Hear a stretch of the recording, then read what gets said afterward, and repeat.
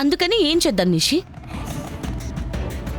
వదిన సీఈఓ పదవి నుంచి తప్పుకోవటం మంచిది అనిపిస్తోంది.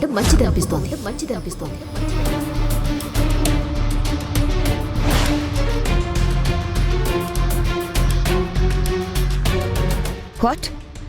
నేను పదవి నుంచి తప్పుకోవాలా? అవునదినా.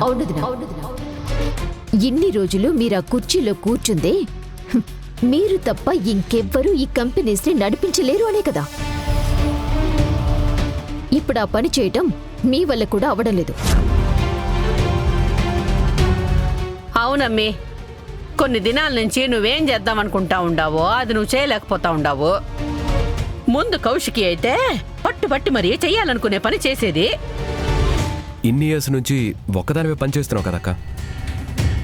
నీకు కంపెనీకి చేంజ్ అవసరం. అందుకే నువ్వు రిజైన్ చేసి మాలో ఎవరినైనా సీఈఓని చేస్తే మంచిదనిపిస్తుంది.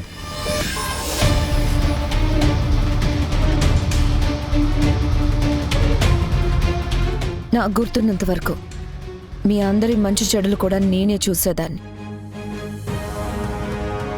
అలాంటిది ఇవాళ మీరందరూ నాకు మంచి చెడుల గురించి చెప్పే స్థాయికి వచ్చేశారు కదా.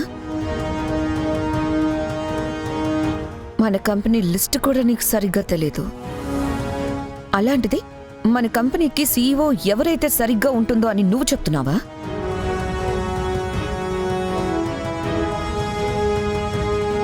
అసలు మన కంపెనీస్ షేర్ వాల్యూ ఎంతుంది, ఎవరికి ఎన్ని షేర్స్ ఉన్నాయో అన్న ఇన్ఫర్మేషన్ అయినా తెలియని నువ్వు కంపెనీకి ప్రాఫిట్స్ ఎలా తీసుకురావాలో నాకు చెప్తున్నావా నిషి?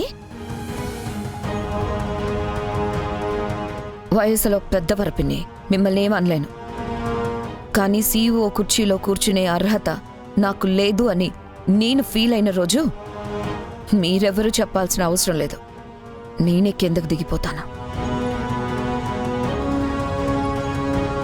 ఒక డీల్ వదిన స్థాయిని సామర్థ్యతని డిసైడ్ చేయదు. ఆ కుర్చీలో కూర్చునే అర్హత ఈ ఇంట్లో ఎవరికైనా ఉంది అనంటే అది ఒక అక్కకి మాత్రమే. నమ్మడానికి కష్టంగా ఉన్నా ఇదే నిజం.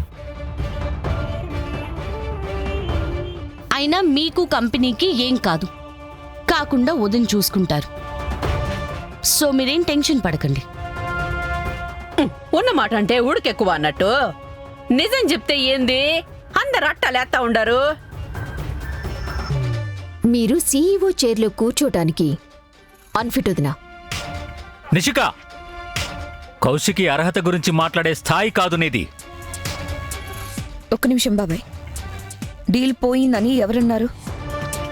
డబ్బులు కట్టడానికి ఇంకా టైం ఉంది. ఇప్పటికిప్పుడు అంత డబ్బు యాడ్నుంచి తెస్తావమ్మి? ల్యాండ్ సేల్కి పెడతాను.